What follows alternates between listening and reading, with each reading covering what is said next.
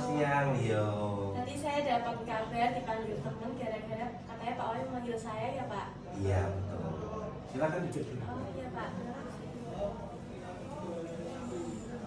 Leonita, Iya Pak. kira-kira dipanggil Pak Wahyu tahu nggak Pak? Saya belum tahu Pak. Kira-kira ada apa ya? Tadi ada jamnya Pak Wahyu ya? Iya tadi ada jamnya Pak Wahyu. Masuk apa tidak? Tidak. Kenapa Pak tidak masuk?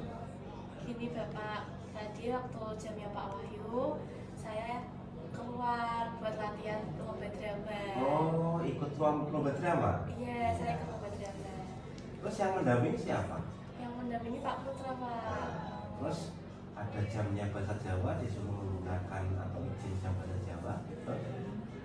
Awalnya itu Pak Putra sudah mengizinkan, tetapi Pak Putra juga masih saran buat izin ke guru makranya masing-masing terlebih dahulu. Sudah apa belum? Tetapi saya lupa Pak, Oh, iya. lupa buat izin ke Pak Wahyu. Berarti kira-kira itu salah apa benar? Salah Pak sebenarnya. Jadi gini, berbuat salah itu tidak apa-apa, ya kan? Tetapi kan kita harus tahu Ya. bahwa kita itu salah. Kita sebagai manusia yang sempurna, ya kan? Tidak berbeda dengan makhluk-makhluk yang lain, bahwa kita juga pernah pastinya melakukan kesalahan. Bahwa Bapak pun pernah melakukan kesalahan, ya. Tetapi dalam hal ini kita harus tahu, oh saya salah. Berarti besok jangan sampai terulang lagi. Bagaimana caranya? Sebetulnya kita dengan kesalahan itu tidak terus saya Panggilan untuk Javas 8C. Saya ulang sekali lagi, panggilan untuk Javas 8C. Bisa mendekati di ruang tata usaha. Terima kasih.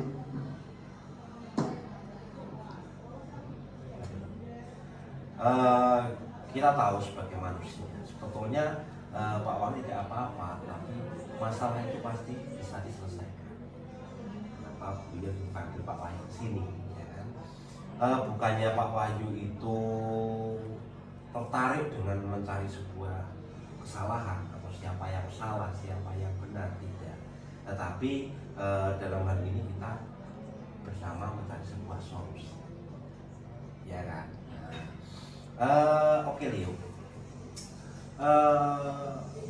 ketika dilihat, kira-kira kamu bisa nggak melakukan hal yang lebih, sebuah kesalahan yang lebih? Kalau kesalahan itu melakukan lebih buruk, bisa nggak? Kan sangat bisa, ya kan? Tapi mau apa tidak? Ya kan? Nah, dalam hal ini pasti akan memberikan sebuah pemikiran. Tetapi kamu pasti punya alasan mengapa melakukan hal itu. Coba kira-kira melakukan kesalahan tadi alasannya apa? Alasannya mungkin karena Pak Wahyu belum masuk ke kelas, jadi bagi saya mungkin Pak Wahyu nggak masuk ke kelas. Terus juga pastinya saya lupa buat izin ke Pak Wahyu. Nah, terus saya juga memanfaatkan waktu pekerjaan saya, dimana saya nggak ikut kelas lagi. Ternyata nggak dibolehin Pak Wahyu, jadi makanya saya nggak bisa izin, tapi saya latihan sama teman-teman buat lomba drama. Oke, berarti sebuah persepsi ya, persepsi nanti Pak Wahyu seperti ini, Pak Wahyu seperti ini. Jadi satu hal berarti lupa. Nah, karena ketika sudah mau melaksanakan, kamu sudah lupa, ya kan? Tadi ketika ingat Pak Wahyu belum datang, jamnya mungkin, atau mungkin Pak Wahyu datang, atau mungkin dan sebagainya. Kemudian sebetulnya kamu patut dibanggakan. Bangga tidak ketika sudah punya pemikiran mau izin, ya kan? Itu suatu hal yang positif, harus bangga dengan dirimu. Maka ketika kamu tahu bahwa saya mau izin, mau melakukan hal yang baik juga. Jadi kegiatan lomba itu kan baik untuk sekolah, maka pembelajaran juga jangan ditangan kiri. Nah, ketika kamu melakukan itu, berarti kamu kan melindungi dirimu sendiri. Artinya dalam hal ini saya ingin izin ke jamnya Pak Wahyu, ingin melakukan hal baik. Apa tadi? Lomba drama. Lomba drama. kamu boleh mempertahankan sikapmu kan? Tapi kamu harus menambahkan hal yang baru. Kira-kira, ya kan? Kira-kira ketika ada hal seperti itu, apa yang harus kamu lakukan? Yang harus saya lakukan mungkin memperbaiki lagi, mungkin bisa tidak lupa lagi dengan buat izin ke bapak ibu guru yang mengajar di jam itu, terus juga memperbaiki kesalahan dari sebelumnya. Mungkin kalau dulunya saya sering lupa buat izin ke guru bukan alasan buat kegiatan latihan lomba, seharusnya saya bisa memperbaiki itu dan bisa izin ke guru yang di jam pelajaran itu. Oke, sebetulnya kan solusi luar biasa, ya kan? Artinya dalam hal ini kamu juga banyak solusi. Ketika pada saat siswa yang ada di kelas mungkin dititipkan atau mungkin ada rekomendasi memo dari Pak Putra untuk bisa izin ke Pak Wahyu, ya kan? Nah, terus kira-kira ketika kamu tidak masuk di jam tadi, ya kan, padahal 2 jam pembelajaran, ada pembelajaran, kira-kira tindakanmu selanjutnya akan seperti apa? Tindakan saya selanjutnya kan mungkin 2 jam itu kan mesti banyak materi yang disampaikan. Siap. Dan terus saya ketinggalan. Yang pertama saya kan tanya dulu ke teman tadi Pak Wahyu nyampein materinya apa aja, ada tugas atau tidak, terus saya dicariin atau enggak gitu. Terus kalau misalnya ada tugas saya kerjakan dan kumpulkan tepat waktu. Terus kalau misalnya saya dicarikan, mungkin saya bisa kasih tahu ke Pak Wahyu, minta izin dan minta maaf juga kalau misal tadi belum sempat izin. Oke, terima kasih. Begitu luar biasa. Artinya dalam hal ini nanti materi-materi, kalau misalkan teman-teman nanti toh masih belum bisa atau kurang atau mungkin belum semuanya disampaikan, boleh nanti bisa bertanya Pak Wahyu di waktu-waktu luang setelah pembelajaran mungkin atau waktu istirahat mungkin, ya kan? Nah terus kemudian Pak Wahyu tanya, kira-kira yakin nggak dengan dirimu sendiri melakukan sebuah kebaikan? Ada plus minusnya Pak. Kadang saya percaya diri, kadang juga offensive sama diri sendiri, banyak insecure segala macam. Tapi dengan berjalannya waktu, saya mulai percaya diri sama diri saya sendiri dengan kemampuan saya seperti itu. Maka dalam hal ini kan di dalam kelas Pak Wahyu kan sudah membuat sebuah kesepakatan. Nah, Pak Wahyu mengajak siswa kan? Mengajak siswa untuk mengajak sepakatnya bagaimana, kelasnya mau dibuat bagaimana. Nah kira-kira dari kejadian tadi, kesepakatan apa yang dilanggar? Yang dilanggar yang pertama satu, nggak izin Pak Wahyu ketika keluar. Oke, siap. Terus kedua, saya juga terlambat batas kelas. Yang seharusnya tepat waktu dan toleransinya cuma 5 menit, saya malah melebihi 2 jam, 2 jam setengah, itu kan juga melanggar. Oke, siap. Terima kasih. Itu terkait tentang nilai-nilai yang kita sepakati. Dalam bayanganmu, kira-kira kelas yang ideal seperti apa? Kelas yang ideal itu kelas yang bisa diajak kerjasama, kelasnya bisa kompak, kelasnya satu sama lain saling menghargai pendapat ketua kelasnya, menghargai siswa yang lainnya juga, terus kemudian pada saling memberi masukan, saran, terus juga kelasnya nyaman, dalam arti nyaman dalam sikap, semua sikap apapun siswanya, nggak ada yang nakal ataupun nggak ada yang bandel, terus juga bisa diajak ngomong bareng, diajak ngobrol bareng, nggak pada pasif, nggak ada pada cuek semuanya. Terima kasih. Itu akan diwujudkan oleh Pak Wahyu nanti kesepakatan, misalkan tadi kira-kira rencana kelas ideal seperti ini kalau belum ada dalam hal-hal positif atau hal-hal baik apa atau mungkin kesepakatan apa yang belum diatur bisa satukan. Kemudian satu lagi, kira-kira kalau ditanya kedepannya kamu ingin menjadi orang yang seperti apa? Kedepannya yang penting saya bisa jadi orang yang bisa menebarkan ilmu yang bermanfaat. Luar biasa. bisa memberikan ilmu saya ke orang lain, Oke. bisa jadi orang yang sukses, amin. Amin. Bisa jadi kebanggaan orang tua, terus juga bisa membantu sesama, terus kemudian menebarkan ilmu yang positif Siap. bagi diri saya sendiri dan masyarakat di sekitar saya. Luar biasa. Lanjutkan, Pak Wahyu akan mendukung apa yang menjadi cita-citamu ke depan. Mudah-mudahan bisa tercapai. Amin. Ketika tercapai tidak terlepas dari yang namanya proses. Ya. Nah, oke, terima kasih Leonita atas kehadirannya. Mohon maaf Pak Wahyu mengganggu waktu, terus kemudian nanti kembali ke kelas melanjutkan pembelajaran kami. Oke, Ya, terima Pak. kasih. Saya juga mengucapkan terima kasih dan minta maaf atas kesalahan saya. Saya berjanji tidak akan mengulangi kesalahan tersebut. Oke, siap. Terima kasih. Terima kasih ya Pak. Nah, selamat siang.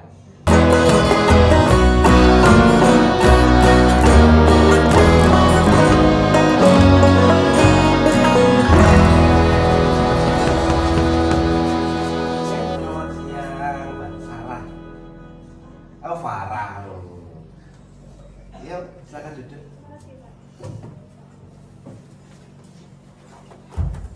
Sudah tahu dipanggil ke sini Pak Wahyu? Sudah Pak. Apa? Sudah. Sepertinya karena saya terlambat masuk ke sekolah. Oh iya, tadi pagi ya? Iya, Oke. betul. Jam pertama jamnya Pak Wahyu bahasa Jawa ya? Betul, Pak. Ketika kamu terlambat, kenapa kok terlambat? Sebenarnya tadi di jalan sudah mau hampir sampai ke sekolah.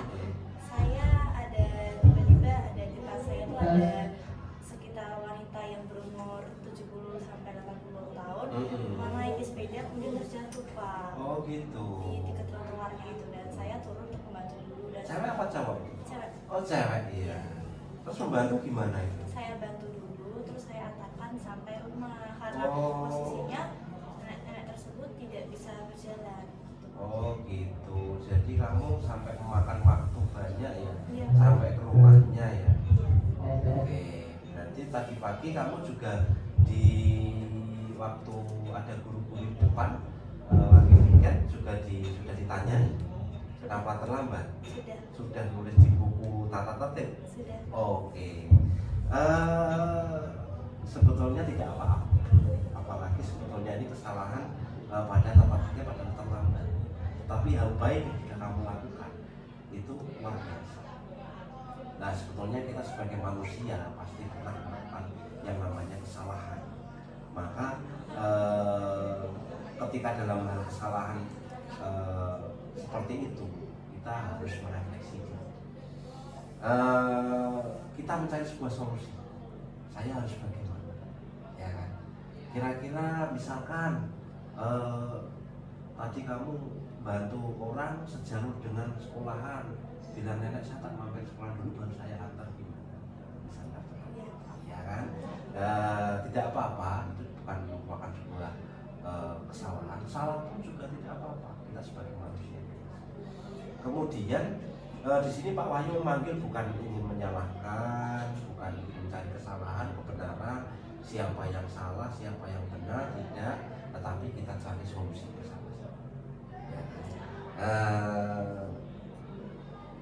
Mbak Farah,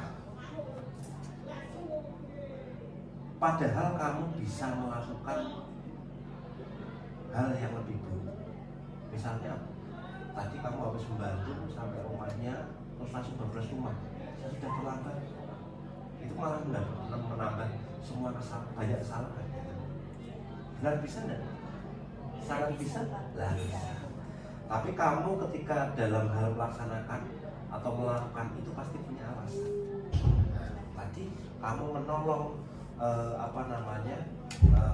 ibu-ibu yang sudah tua tadi itu, kira-kira alasanmu apa? Karena saya merasa kasihan. Iya. Karena begitu saya sampai rumahnya ternyata ibu-ibu tersebut tuh hanya seorang diri Pak berada di rumah itu. Dan di situ saya merasa kasihan kan saya juga dibantu orang tua saya. Jadi ya karena saya merasa kasihan saja. Bangga nggak dengan dirimu? Bangga Pak. Berkorban nggak? Berkorban, terlambat ya. Iya. Bahkan sangat mungkin punya pikiran kalau sekolah harusnya dimarahi apa tidak, punya pikiran gitu enggak? Punya Pak, setepan. Tapi perlu bangga. Tadi keyakinan pertama, saya bangga dengan diri saya sendiri untuk melindungi seorang, ya kan, itu penting buat. Maka kamu boleh mempertahankan sikap itu, tetapi kamu harus membuat solusi atau membuat hal yang baru. Kira-kira ketika ada sesuatu seperti itu lagi, sikapmu seperti apa? Kamu tahu itu salah, ada salah, berkorban seperti itu, kira-kira Ada Pak, tadi kan saya juga sempat bingung karena posisinya bingungnya karena saya juga harus lain, saya juga terlambat. Tapi jika saya ada kasus seperti itu lagi, ada kejadian seperti itu lagi, saya lebih memilih menolong terlebih dahulu. Oke, siap. Bisa ya, maksudnya bagaimana solusi nanti hal-hal baru untuk bisa mengambil solusi terbaik. Intinya tadi kan memang mungkin ada kepanikan, ya kan. Terus saya sekolah dulu apa ini, tapi saya kok kasihan sendiri, tidak ada orang lain. Memang tidak ada orang lain tadinya. Tidak Pak. Oke. Terima kasih atas partisipasinya. Kamu harus bangga dengan dirimu, menolong, tetapi juga konsekuensinya juga harus diterima, ya kan. Dalam hal ini harus membuat hal-hal yang kemungkinan bisa menjadi sebuah solusi.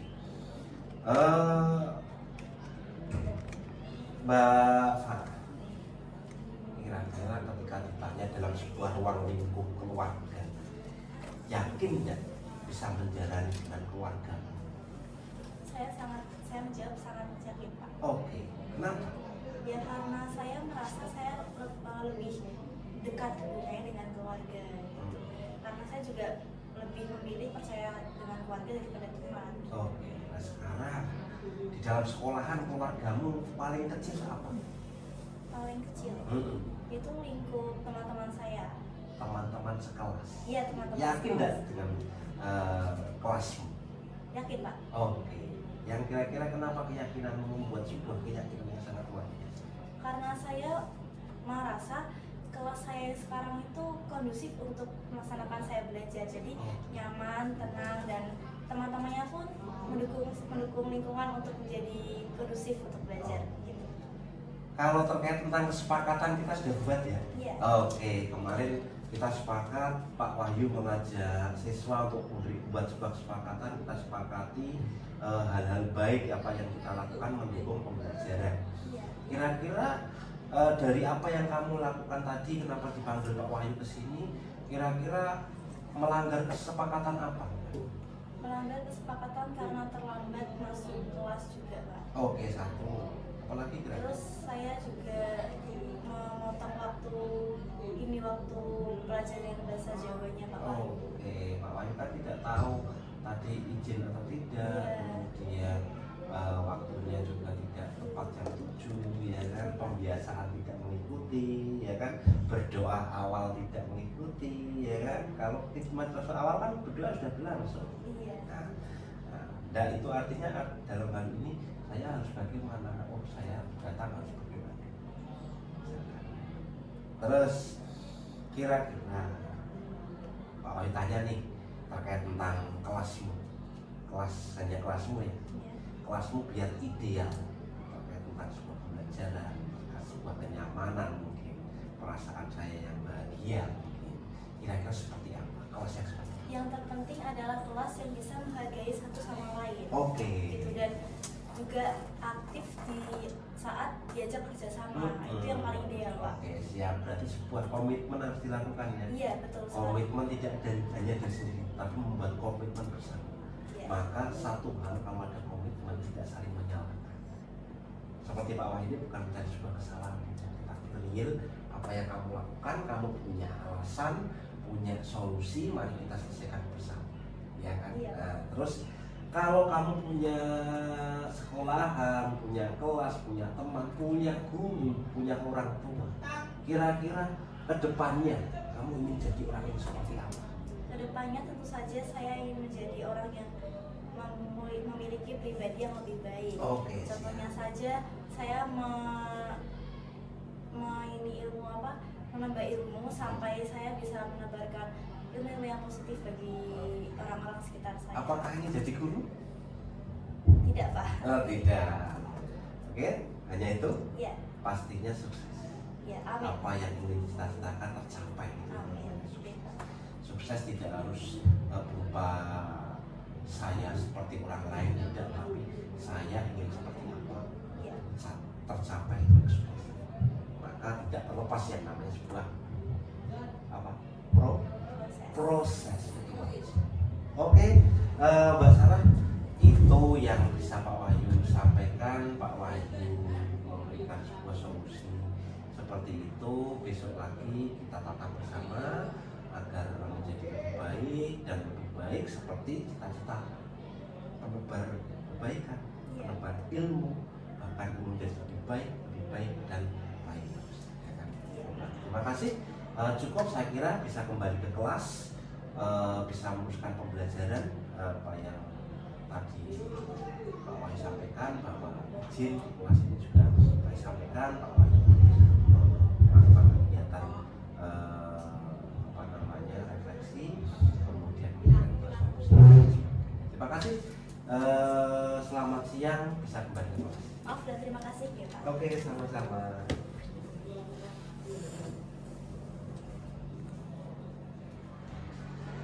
Mbak Leonita, Iya Pak. apa yang kamu rasakan setelah melaksanakan praktik penyelesaian masalah yang baru kita lakukan ini? Perasaan saya setelah melaksanakan praktik penyelesaian masalah seperti ini tuh rasanya senang sekali Pak. Karena saya merasa siswa itu tidak dipojokkan, siswa tidak disudutkan dengan kesalahan yang dia perbuat. Kemudian juga Bapak memberikan solusi-solusi, dan penyelesaian masalah itu sangat-sangat praktis, sangat-sangat berkualitas juga. Terus juga membantu kami tidak takut, tidak merasa grogi saat bertemu dengan guru-guru untuk menyelesaikan masalah. Kemudian juga kami menyampaikan dengan rasa yang plong, rasa yang dari hati lega sekali. Kemudian perasaan saya juga tidak ada rasa sedih ataupun takut ataupun merinding juga, gak ada. Benar-benar ini praktiknya benar-benar hebat dan berkualitas sekali. Oke, terima kasih. Terus kemudian yang kedua, bagaimana tanggapanmu? Kalau di sekolah ada sebuah kasus dan cara penanganannya seperti ini, tanggapanmu bagaimana? Kalau di sekolah ada kasus itu dan penanggapannya seperti ini, saya rasa saya setuju sekali Pak. Karena saya merasa siswa itu dihargai untuk memberikan pendapat mereka masing-masing Pak. Karena biasanya kan sering dipojokkan, sering disudutkan dengan permasalahan yang gurunya itu belum tahu kebenarannya seperti apa. Nah, dengan praktik penyelesaian masalah seperti ini, itu memberikan ruang pada siswa-siswi untuk bisa membuka suara, bisa memberikan alasan yang tepat, alasan kenapa dia melakukan pelanggaran ataupun melakukan kasus kesalahan yang mereka perbuat. Oke, terima kasih Mbak Leo. Oke Mbak, terima kasih. Oke, Mbak Farah Aulia, apa yang kamu rasakan setelah melaksanakan praktik penyelesaian sebuah masalah yang baru kita lakukan? Ya, tentu saja saya merasa sangat tenang dan sangat merasa dihargai karena saya juga dapat mengemukakan pendapat atas tanggung jawab yang telah saya perbuat, tanggung jawab dari kesalahan yang telah saya perbuat. Gitu. Oke, bagaimana tanggapanmu? Kira-kira cocok enggak? Kira-kira pas enggak? Atau mungkin bagaimana tanggapanmu ketika ada di sekolah kita, ketika ada kasus, kemudian penanganannya seperti ini? Tentu saja sangat pas, cocok, dan efektif. Karena hal seperti ini yaitu cara efektif dan menciptakan budaya sekolah yang mengedepankan sikap saling menghargai, Pak. Oke, terima kasih Mbak Sarah, acung jempolnya.